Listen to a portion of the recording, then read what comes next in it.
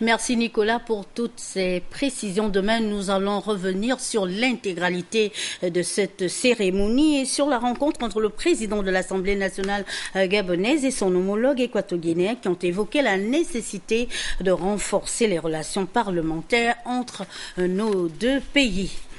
Au palais Omar Bongo Ondimba, Luc Ouyoubi et Rose Cristiano Souka Raponda étaient devant les sénateurs de la Commission des finances, du budget et des comptes publics de la nation, présidée par le vénérable Richard Moussunda Mikala, le ministre de l'économie, le ministre du budget et des comptes publics, auditionné par les vénérables sur le projet de loi de finances rectificative pour l'année 2012. Le récit de Guy Roger Lindira et Hilarion Akumbo.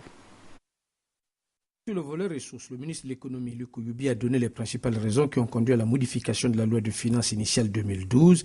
Il fera le point au sénateur sur l'exécution des ressources au premier semestre 2012. Selon lui, les ressources budgétaires globales s'élevaient à plus de 1323 milliards de francs CFA, soit un taux d'exécution de 54% en juin 2012. Il évoquera le contexte international avec la dynamique de croissance de l'économie mondiale qui s'est affaiblie au cours du deuxième trimestre de 2012.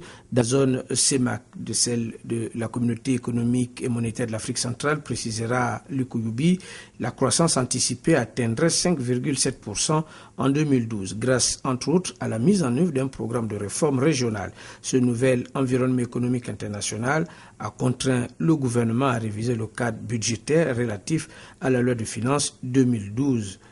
Par rapport aux prévisions initiales, la production pétrolière baisserait donc de 2,6% en rapport avec la faiblesse du rendement de certains champs marginaux et de l'absence de nouvelles découvertes de gisements économiques exploitables. De même, la production de manganèse connaîtrait une baisse de plus de 11% par rapport à l'objectif initial et s'établirait à 4 millions de tonnes à la fin de l'année en cours. Conformément donc aux hypothèses retenues, le ministre précisera au vénérable sénateur que les ressources révisées du budget de l'État devraient s'établir à plus de 2759 milliards de francs CFA contre un objectif initial de 2453 milliards de francs CFA contenu dans la loi de finances initiale 2012, soit une hausse de plus de 306 milliards. S'agissant du volet charge, le ministre du Budget, Rose Cristiano Souka Raponda, précisera que le projet de loi de finances rectificative 2012 est élaboré conformément aux dispositions de l'article 48 de la Constitution. Cette rectification, expliquera Mme Souka Raponda, trouve sa justification dans la révision des principales hypothèses macroéconomiques, la prise en compte de la réorganisation du gouvernement issue du décret 141/PR du 28 février 2012 et des difficultés liées à l'exécution de certains projets d'investissement. Rose Cristiano Souka Raponda confirmera au sénateur que le gouvernement mènera à bien la politique d'investissement initiée depuis 2010. Le projet ministre du budget précisera au vénérable sénateur que le projet de budget rectifié 2012 met l'accent sur le plan national directeur des infrastructures, le plan d'urgence santé, les travaux préparatoires au recensement général de la population, l'augmentation de la subvention de la Sougara, la suspension de la TVA et des droits de douane sur les produits alimentaires de base, etc. Un débat ouvert autour de cette question avec plusieurs interrogations des vénérables sénateurs sur certaines recettes, la suspension de certaines taxes, sur le départ en pré-retraite, sur les mesures améliorant les conditions de vie des populations et sur l'exécution de l'ensemble du budget en 2 semestres ont été posés aux membres du gouvernement qui ont donné réponse à toutes ces préoccupations. Un autre membre du gouvernement auditionné, cette fois-ci au palais Léomba, Séraphin Mundunga de l'Éducation nationale. Il a défendu le projet de loi des finances 2013 de son département ministériel. Henri Nestor Djavé, Tim Boulendé. Considéré à juste titre comme l'un des départements ministériels clés, parce que porteur de valeurs essentielles, le ministère de l'Éducation nationale, de l'enseignement supérieur et technique, de la formation professionnelle et de la région, comparativement à celui de 2012, pour certainement, et selon le ministre Séraphin Mundunga, traduire les orientations du président de la République dans ce secteur de souveraineté. Le fonctionnement 2013 est passé de 196 milliards en 2012, rectifié, à 208 milliards en 2013.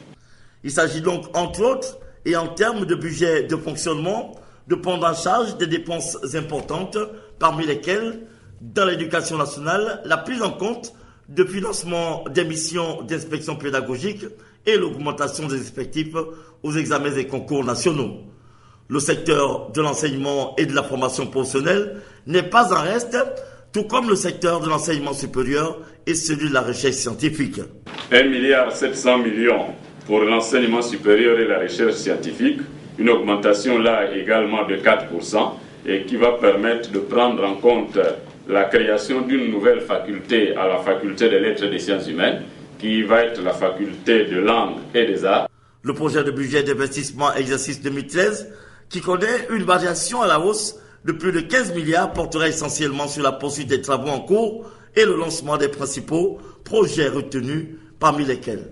Au niveau de l'éducation nationale, ça va concerner les collèges de l'enseignement secondaire, puisque un accent particulier a été mis sur les lycées. Il faut maintenant descendre progressivement vers tous les CES et faire en sorte qu'en même temps on modernise, en même temps on renforce les capacités.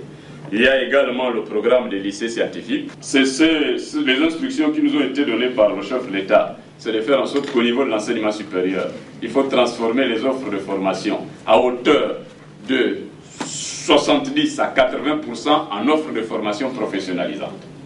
Et ne laisser que 20 à 30% en offres de formation recherche fondamentale.